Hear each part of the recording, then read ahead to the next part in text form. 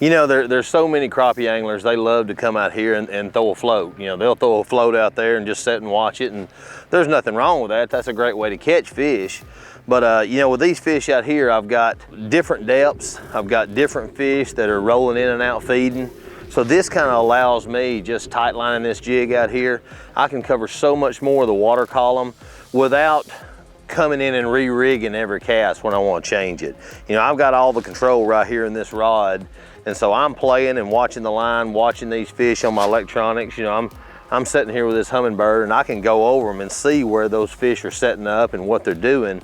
So this allows me to kind of save some time. I can really cover a lot of water doing this, and it's a great way to catch fish. And one of the biggest things is I love to feel him hit this thing. So when I'm tight lining, I've got to feel this line, and when he thumps it, I know he's on there.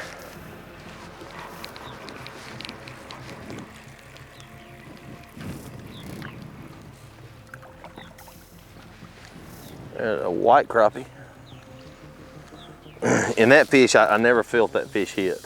I never felt him. He just saw something in the line.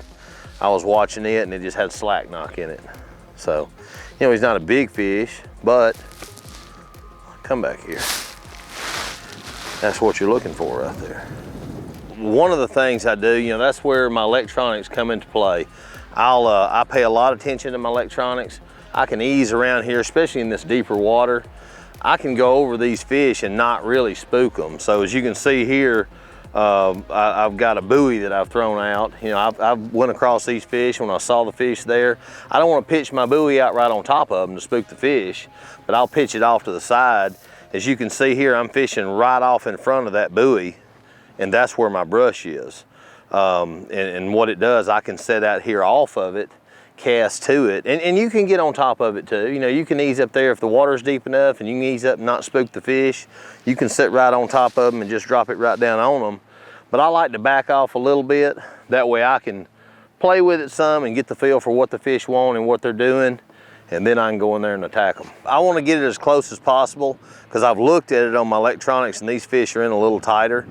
If they were scattered out, I may just throw it out there and do a slow retrieve coming in, but the majority of these fish are setting tight on that brush. So if I can bump it, you know, it's almost like you want to mimic the little minnows and the shad that they're eating on. You want to mimic that. And if I can bump that brush pile, maybe give it a little hop, it thinks it's injured. When it falls back down, it just increases that strike ratio. There's so many different rod and reel combos out there. I prefer a 6 foot, 6'6". With I'm a little taller, you know, got a little more wingspan than most. A 6'6" is what I like.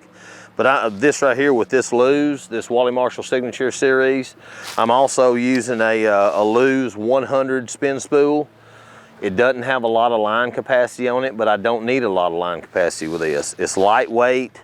It's something that's got a lot of feel to it. I've got enough backbone to get that fish up out of that brush. And it's not going to wear you out sitting here throwing this all day. You know, 7, 8 foot rod, crappie rods are fine for what they're designed for. But for this, a hands-on approach casting, I prefer this 6 to 6'6". Very light, balanced very well, and it's got a lot of great feel to it. When you're talking about line out here, a lot of people say, well, I'm going to use 17, 20-pound test. I'm using super light line here, 6-pound test. This is gamma line here. It's a monofilament.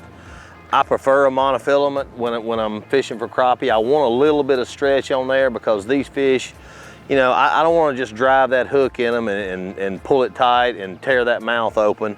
I'm going to enjoy the fight on these things. You know, crappie's not a 15-pound fish. You know, they're good fish, but you know, as long as you be easy with them and get them on in the boat, even a big fish, he's not going to tear that mouth too bad. You know, so many times when you get out here, watching your depth and playing with your depth, you know, you can count it down a little bit. You can throw it out there and, you know, count 1 1,000ths, 2 1,000ths, 3 1,000ths, and just trial and error. Play with your depths a little bit, play with how these fish want it, and then once you get into a rhythm, then you can use that same pattern where you know how deep you are. It's not just, well, I let it sink a little bit, I think I'm okay. Counting it down really is your best way to do this, and just letting the fish tell you how they want it.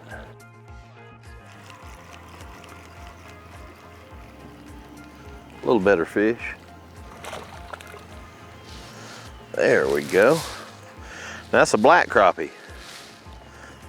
That last one was white, and that black crappie laid in there right with him. He ate it better.